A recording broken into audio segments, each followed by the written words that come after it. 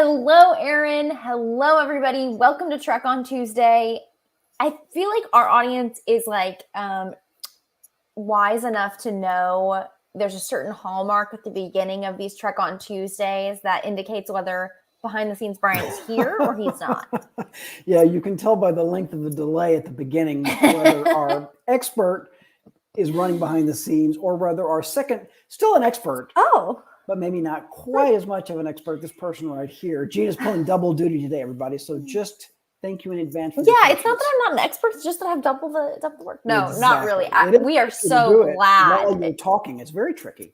No, I always point that out just to reiterate how important behind the scenes Brian is to the show. Just because he's behind the scenes doesn't mean he's not doing a whole lot that I know I can't do quite as well. I tried to do it once when we were at the National Annual Meeting, Gina, and I think I pushed the wrong button or something like that. So yeah, it's not easy to do it and talk at the same time. Absolutely. Right. You're doing great. Well, speaking of skills, today we are talking about Eagle Scouts, who are obviously already skilled, but these guys that we're talking about, both do happen to be men, are top level athletes. They are the best of the best, and we're going to talk about what they did. We were talking a little bit about sports mascots because I know that we have some good mascot content, and I realized, I'm not the sportiest person, but I was like, you know what? There have been a few stories about famous Eagle Scouts lately. Yeah, and we're probably not that far away, Gina, from having stories about women Eagle Scouts who are in sports, right?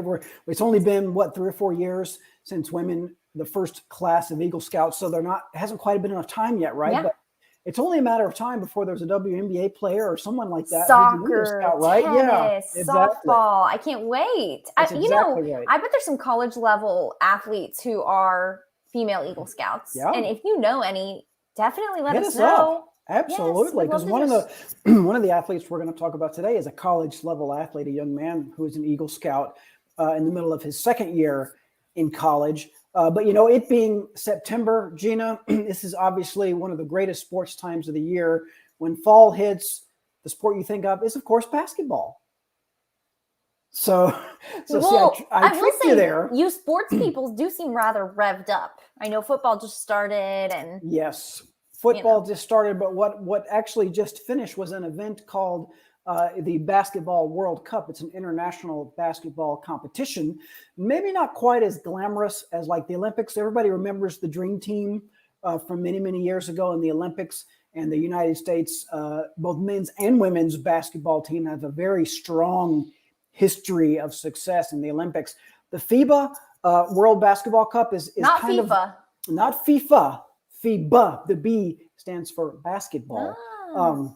Yes, and the United States team, they did not win the gold medal this year, but they did get a really good performance from a young man, still relatively young compared to me, an Eagle Scout named Josh Hart. And Josh is a guy that we've covered on the On Scouting blog many times. We wrote a story about Josh when he was in college. He went to college at Villanova, won a national championship, and played many years in the NBA. He currently plays for the New York Knicks. And just this last month, he represented the United States of America. What a cool photo that is right there of the young man in his USA uniform. And what was kind of cool is there was, the roster, the United States roster, Gina, was not, shall we say, complete. The biggest superstars in the sport, names that even you would recognize, LeBron James, people like that, Gina, did not play in this event. And so they relied on guys like Josh. Josh is obviously a good player, right? He's better at basketball than you and I are, but he's not LeBron James. But I've never played him, but I guess we could assume. Josh is a guy, one of those guys who kind of does all the little things right. And he really got, if you do a search for his name, after every game the United States played, there was a story about this Josh Hart guy. And oh man, he does all these things. He's only 6'4", but he plays like he's more like 6'8" or 6 foot. Only 6'4" in basketball world.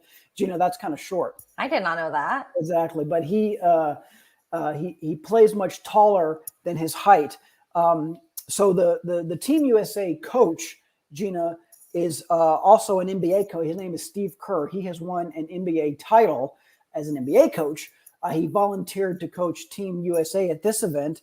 And he had this to say about Josh Hart, who was a player that he had never coached before, a player he had coached against, but never coached on the same team before. Josh is just a winner, Steve Kerr said. People ask what position he plays. He plays the position of winner. I don't know what position he plays, but he gets loose balls and guards anybody. At one point, one of my assistant coaches turned to me and said, some people get 50-50 balls, right? Like balls where there's a 50-50 chance he's going to get it. Josh gets the 30-70 balls. Josh Hart gets balls that only 30% of the other players would get. One of Josh's biggest fans is his teammate for the New York Knicks, a guy named Jalen Brunson. Jalen used to play for the Mavericks here, June, you might remember just a few years ago. He now plays, sadly, for the New York Knicks because he's really good. And Jalen says about his friend Josh Hart, he's a hardworking guy that has the ability to do things on the court that every other NBA player does, but he takes pride in the little things on a nightly basis.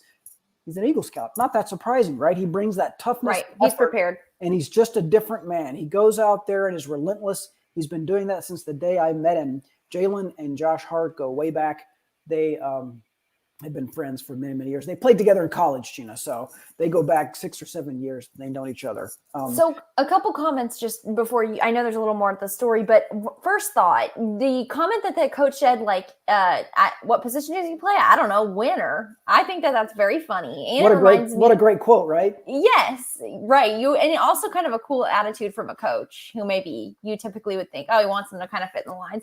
It does remind me of when I asked my 4-year-old nephew what position he played in baseball. And he said hitter. Yes. I said, no, but what position? And he said, I'm the hitter. Accurate. That's and what he's he a good does. hitter, but Yeah, right. Probably a little different. But maybe one day he'll be an Eagle Scout. Maybe one day he'll be playing for the majors. Well, who knows? He'll be known as a hitter. Exactly. He might be. And his coach will say, what position do you play? I don't know. He's a hitter. Maybe he's the designated hitter, Aaron. Right. Exactly. I don't know if they do that, though, when you're 4. Yeah, I'm not sure either, actually. Yeah, but I don't know. Another thought was, I kind of forgot it because of my first thought. Oh, no, it's a comment. It's a comment from Omid, and I wanted to read it. Kareem Abdul-Jabbar, tall guy. He's a famous American basketball player with a height of 2 meters and 20. Mm-hmm. So Aaron put that into what is feet that? for us. How do you convert that? Yes. It's funny, Omid, because we are Americans. so much we don't not even know what that means. Yes. Yeah, we don't even. Exactly. Right. We don't know. You're going to have to put that into a little calculator for us. Right. UK to American calculator or whatever it is. Yeah. Metric to. I mean, it's really the rest of the world. It's pretty much everybody. Exactly. Not, yeah. Yes. Right. Anyway. Right. Okay. And I wanted to point out, we've actually covered Josh Hart on the blog a handful of times. And back in 2016, we got some good quotes from Josh about his time in scouting. It's really cool to think about that. This is an NBA player, a millionaire, plays in New York City, one of the most, glamorous places in the world to play. And he talks about his time in scouting. And what he says is, on Monday night after basketball practice, I took the bus, got home around 6:45, totally exhausted. I had stopped thinking as much about scouting because I was so focused on basketball. But his dad said, let's get in the car and go somewhere. And his dad got him in the car. He just pulled right up to the troop meeting and said, you're going to finish what you started. I promised him I was going to finish, and I kept thinking that I made that promise. He finished his Eagle Scout project, his Eagle Scout requirements a week before his 18th birthday. That's pretty common. Sometimes you cut it really close. You have to earn the rank of Eagle before you turn 18. I really had to make those strict deadlines to keep my promise, but it's a big part of the reason I am the man I am today. Those situations and what I learned translated into basketball. That's the back of him there. Don't get who he is confused. You can't mistake him because it says Hart. We're talking about Josh Hart. Exactly.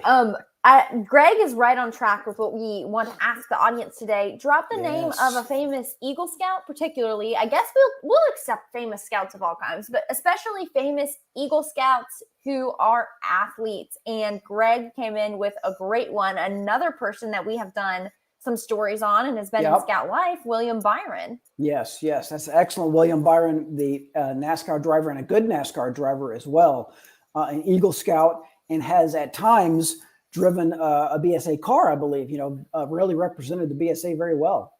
And I'm thinking we've been so lucky that we've gotten to talk with a couple NASCAR drivers live. I believe William Byron was a pretty essential part of our National Pinewood Derby race from a few years ago. So that was cool. Yeah, he was. And if I remember correctly, wasn't William in Scout Life magazine as a young man, Yes. just rising up the ranks? And look at him now. He's Yeah, big I know. time, He was Gina. young. Yeah. And he's still young, but it's just like he was like, scout age. He And was a teenager, I believe. Right. Yes, right. That's exactly right. Yep. There's another story that I came across, Gina, of an athlete, and this is a name that a lot of folks haven't heard of yet. He plays college football at the University of Tennessee. His name is Addison Nichols. He's from Atlanta, but he went to college at the University of Tennessee. There's a young Addison right now. He's an offensive lineman. Addison, so he's only 1 inch taller than Josh Hardy, 6'5". But he That weighs is so tall. I always thought, I've heard people say 6 foot's not the tallest in basketball, but I didn't know 6 foot's kind of short in wasn't. basketball these days. 6'4" is fine. Football, they're not quite as tall in football, but Addison is 6'5", 327 pounds though. So he's a big fella. He's an offensive lineman, and that's good size for an offensive lineman. He's definitely a big guy. Yes, definitely a big guy.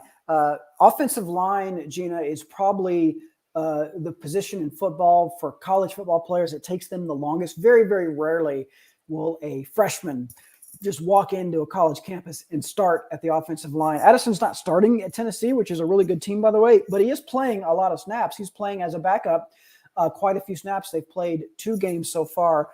There's an interesting story about Addison, though. Being a college athlete, it's kind of a year-round job. They work out. It's not just during the fall season they work out. They have spring practice. They have summer workouts. Addison missed one of his summer workouts. You have to really, if you're going to miss a summer workout in college football, especially at a program like Tennessee, you better have a good excuse. Better have a good excuse. You can't just skip workouts just because you feel like it. You don't worry about that right there. Addison had an excuse. He was invited to attend a fundraising event in Tennessee, and for a scout council out there. So he asked his head coach, a guy named Josh Heupel, "Is it okay if I miss this workout to go attend this event?" His coach gave him permission to, and he went and spoke in a room full of scouts and adults and supporters of scouting. He actually, even though so he plays football in Tennessee. The event was over in the western part of the state. In order to get back in time for his next workout, he flew with his dad. He and his dad flew over because it was a 45-minute flight as opposed to a 3 or 4 hour drive. Flew back and forth so he would miss as little bit of practice time as possible. What's all kind of funny or interesting about that, Gina, is that Addison earned the rank of Eagle in high school in Atlanta, but it was right during COVID, so he never got to have a proper court of honor. Basically, his community was shut down at that point. So at this event, they kind of did a surprise court of honor for him. His dad was already there, and he didn't know it was going to happen. He thought he was just going to speak. He thought he was just going to speak. And then at the end, they said, "Okay, we've got one more thing, Addison." So they did a surprise court of honor. They gave him a pen to give to his father and gave him one to take home to his mother. And he told me when we spoke on the phone a few weeks ago, he told me how moved he was that they did that. So that's definitely a name to remember. Addison Nichols, right?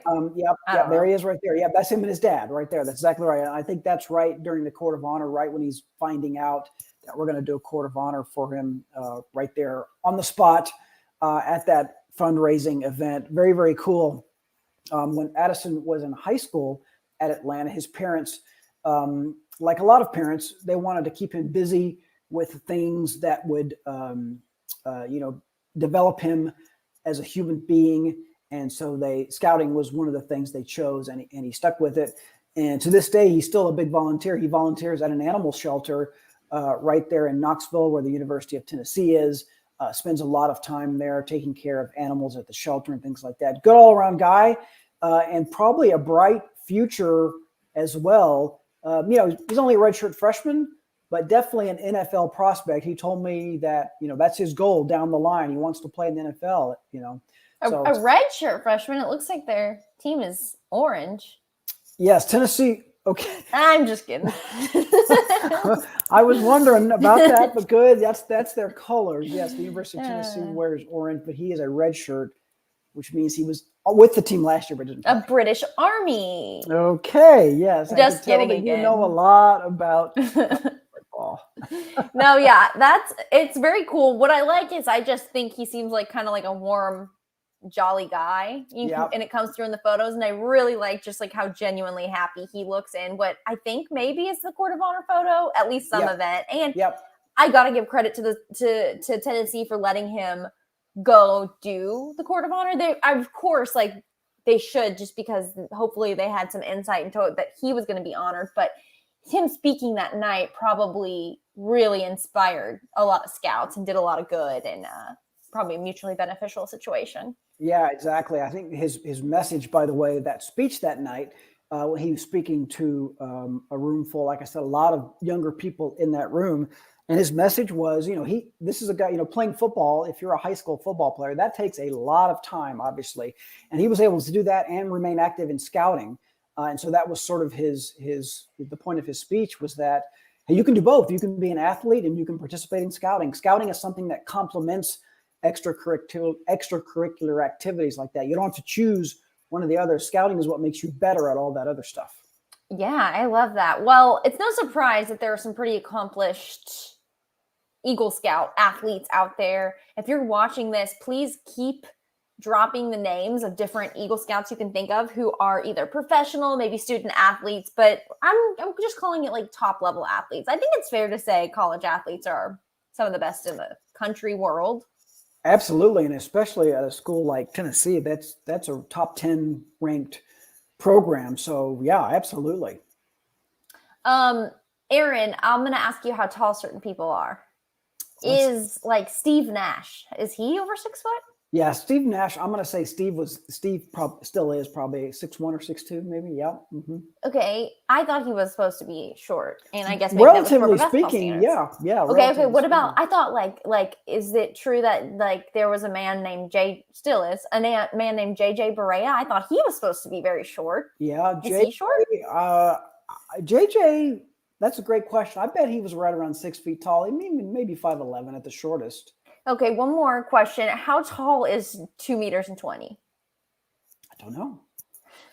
I have no idea. The great mystery. We're waiting on Omen. I just wish we had some tool out there that could give us this. We had a viewer who could look that up for us. I just Google it ourselves. I definitely am going to be Googling the height of different athletes because my mind is blown. It's a whole nother scale than I was aware. Again, I knew that like 6 foot was kind of short for a basketball player, which is funny. Right. But I did not think it blows my mind that 6'4" could be considered such. So 2 meters is about 6.5 feet tall. And Kareem Abdul-Jabbar was about 7 foot, maybe 7'1" or 2 or something like that. What? So, so I bet, 2 meters and 20, it's probably about 7 feet, 7'2", something like that. Wow. He is a tall guy. When I was looking at Addison Nichols and when he said to me that he would like to play in the NFL, that got me thinking, I wonder how many current Eagle Scouts there are in the NFL. And I wish that there was an easy way to look this up. Unfortunately, we don't have any sort of list of like a master database. They just live among us. Right. Yeah. Where we can just cross-check. There could be some Eagle Scouts in the NFL. And if they don't necessarily talk about it all the time, we might not necessarily know. But I did find 4 that are verified, confirmed Eagle Scouts. Gina, would you like me to go over those 4 guys? Yes. Is one of them still in the Eagles? 2 of them are still with the Eagles. Both of them played in the Super Bowl last year. A young man. He is young. He's 26 years old. Britton Covey. Britton is 5'8". He's like a normal sized person. Sounds average. He's a shorty. Britton is a wide receiver for the Philadelphia Eagles. He's an Eagle Scout. And Landon Dickerson. Now, Landon is 6'6", 332 pounds, as you can guess.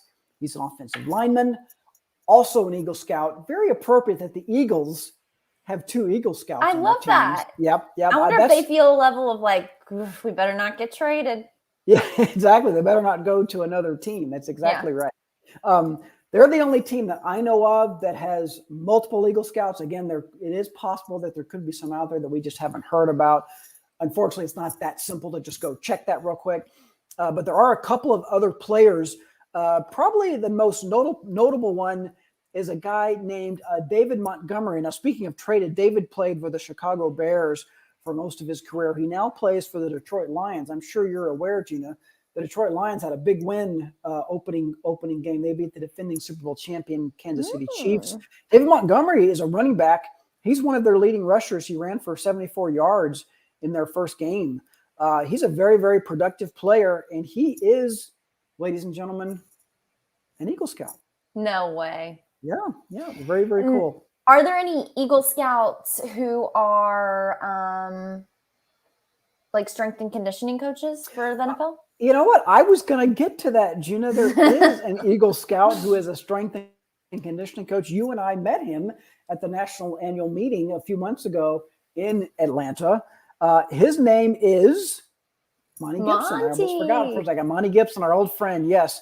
Monty is a great guy. He has a great story to tell because there is a charity in the NFL called Cleats for a Cause, where you can have shoes, custom shoes made for yourself. You wear the shoes during a game, and it goes, and you can choose a charity of your choice to both raise awareness and actual funds for. He chose his home council, the Southwest Council of the Boy Scouts of America, because that's where he grew up, and he has wonderful memories of going to Philmont Scout Ranch with his father. So he had a trail map printed on his cleats, and that was the cleats that he wore during game that were eventually auctioned off. Very, very cool, inspirational guy. We saw him speak at the national meeting. We were both, you and I think, were ready to suit up and go play for a team after that. You can see why he would be a good strength and conditioning coach, because he had us all fired. I was ready to go lift some weights, Gina. Oh, yeah. I have really body built since then. Monty told us that he was very inspired by his father, who died just recently. And they used this as a way to memorialize his father's life. His father was his scout leader and took him and his brothers to Philmont, even took his mom, I believe, one time. So he has a great family story, even extending from his childhood into, meeting his wife and all that as well. Yep. And his dad, Philmont Scout Ranch, meant so much to his dad that even after all of his kids left and went off to college, his dad continued to lead troops to Philmont with a special emphasis on taking scouts there who wouldn't normally necessarily have the financial resources to get there, making sure that they could get there, helping them fundraise and do things to get to Philmont. Basically a scholarship to Philmont, if you will. Very, very cool. One thing too, I'll say, I know we're probably going to wrap up here quickly, but Eagle Scouts are humble, and there's probably a lot of them out there that they're not on our radar as Eagle Scouts, and they all have stories like this. A lot of them have stories like this. Yep. If you volunteer locally and an Eagle Scout, it's probably a great chance to connect them with the council, get their story, tell us if nothing else. We'd love to know about all the Eagle Scouts out there, but sometimes they don't sing their own praises because they are humble people, but we would love to help sing those praises. So Yep. There's a football player for the New York Giants. His name is Bobby Okereke. He's an Eagle Scout, and there's a lot of stories. Now, Bobby's only 6'1", Gina. Oh, only. Yep. He plays for the New York Giants. He's a linebacker, so he's a big, strong defensive player. He is also an Eagle Scout. He's got a pretty inspiring story as well. Encourage folks to I may have to see if I can interview him for the blog, Gina, because he seems like he'd be a good, a good spokesman for the BSA. Yeah, they probably all would. They made it all the way to Eagle Scout, but I love that idea. That's exactly right. Yes. Well, Aaron, any closing thoughts? This was a fun episode. What I always like to take away from stories like this is that, scouts or sports take up a lot of time these days. My daughter was an athlete. She spent a lot of time doing sports. Scouting is a great way to supplement that, right? It's a great way to every time I ever talk to an athlete who was a scout, or even if they didn't make it to Eagle Scout, they always talk about how scouting helped them become better at sports. It helps you with time management, helps you with focus, helps you with discipline, it helps you in setting goals, being a leader. one of the things that Addison Nichols had to do at the University of Tennessee was take this leadership course as a freshman. And he was like, he basically learned all that stuff in Scouts. He already knew how to be a leader and all that things like that. Not that the course wasn't helpful and great, but he basically, all that stuff was kind of second nature to him. So that's always kind of cool to hear that from people. Yeah, it's very much compatible with what else you're doing. I hate to hear stories of scouts who just thought they didn't have the time because they got really invested in a sport or something that was going to be their professional calling, perhaps. And I do think, using stories like this to share with your scouts, if they're starting to feel like, oh, I got a lot on my plate, just remind them others have done this. This path has been carved for them. It's possible. Scouting should be there to support what they're doing, not hinder from it in any way. That's exactly right. And almost every Scoutmaster is willing to work with you. Like if you're busy during football season, that's okay. You're gonna miss some meetings, you're gonna miss some campouts. That's okay. You'll have plenty of time in the spring and the summer to make up for that. Yeah, I think the biggest mistake is not talking to the leaders of your troop, your unit, and giving them a chance because they're probably likely to work with you. But if for some reason it's really strict, we don't say this often, but if they're really strict or it's just not a good fit, there probably is a troop where it can be a fit. They might have some other youth who are in the same situation, whether it's marching band or football or whatever, and they can make it work for you. And the first step, as you make a great point, Gina, the first step is to go to your Scoutmaster or whatever, a trusted leader. Just say, hey, I'm really busy in the fall. I want to stay active in scouting. What can I do? And they'll work with you. Yeah, it would be hard not to. Kids are involved in all kinds of things. Yeah, absolutely. Great message. Good point to end on, Aaron. Yes. Happy sports, Gina. Happy sports to everyone. I hope your respective teams win if they're playing or resting, if they're supposed to be resting, or cross-training, if they're supposed to be cross-training. Good luck to you out there. This is a great time for sports because the baseball season, I'm sure I don't have to tell you this, it's pennant race time. Baseball season is we're about a month from the World Series, if you can believe that. Yes. And football season is just getting started. This is the best time for sports of the year, I think. It is good. And let's give a round of applause for Gina for doing behind the scenes today. She did great. Thank you all for watching. We appreciate it. We will see you next time. Tune in tomorrow for Troop Talk Live. Tune in tomorrow for Troop Talk Live. Thank you for getting that in there. Yes, we have a special guest tomorrow for Troop Talk Live. The same time. It's easy to remember now. It's all at 2 p.m. Central. Yeah. Thanks, everybody. See you guys later. Bye, everybody.